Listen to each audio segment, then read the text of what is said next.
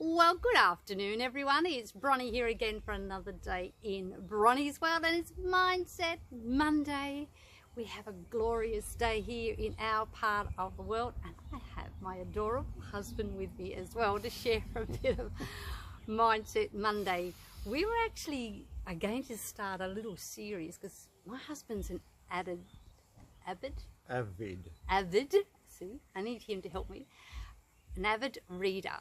He's also a counsellor, accredited counsellor. So we thought for Mindset Monday, going into the future, we would go through a few books and things that he looks at all the time. Not today. We won't start today. We had thought about it.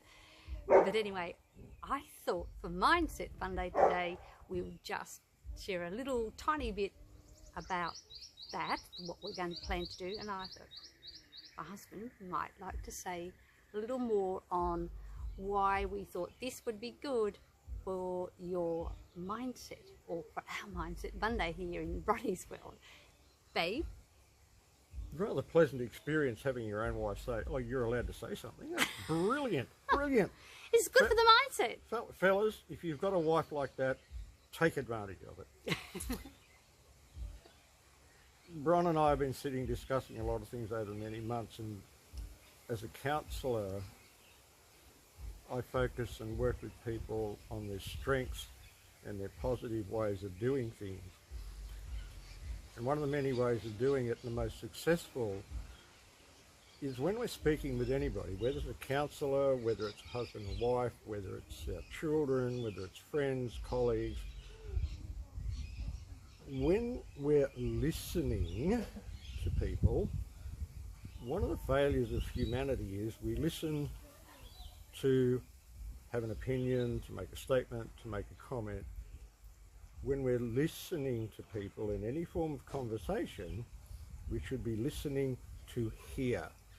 And by that I mean, listen to what the person's saying. Don't jump in, don't have an opinion, but listen. And when we're listening, even in the most dire of circumstances, we can pick up on a little strength, a little bit of positiveness, and we can give that back to the person. Now, just to start off, it needs to be brief today, and as Bron said, all being well, we're going to try and make a series of positive things out of a whole range of areas. But just to begin with, I've always been amused by the changing way we change our English language. And when people say to me, Paul, you're not normal, I smile and think, And so I say to them, do you realise where the word normal comes from? And most people say, oh yes, it's blah, blah, blah. The word normal actually goes all the way back to when our forebears, a long, long time ago, were building those magnificent castles and those absolutely brilliant cathedrals. Now, I'm not going to get into spirituality with people, that's a personal thing, but the cathedrals of the past, particularly through Europe and then the UK, are absolutely magnificent. The word normal actually means a builder's right-angled square, so that when they were building, everything had to be, don't look at my hands, they're not exactly, but a 90-degree angle. Pardon me. That's what normal means. And it wasn't until around 1835 that it started to become part of a way of defining humanity.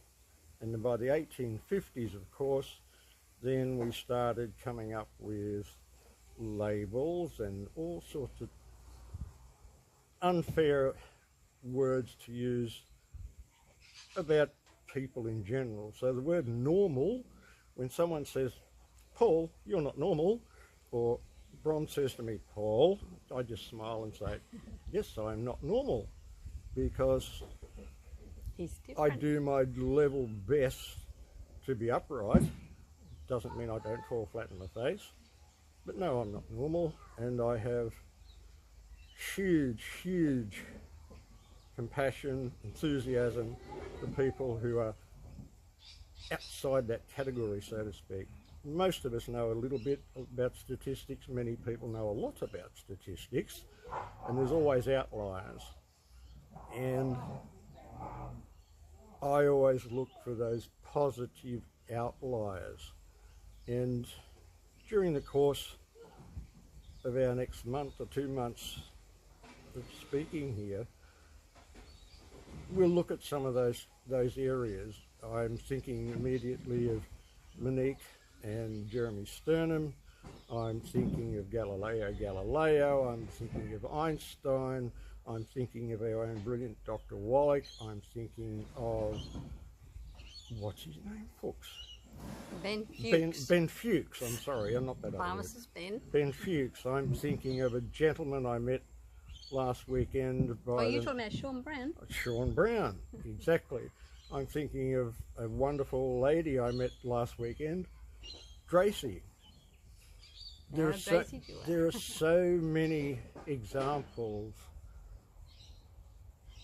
of people who are so-called outliers because they are positive in their approach, and if anyone tried to apply the word normal to them, that wouldn't work, simply because they look at things in a positive and different way. And if we're honest with ourselves,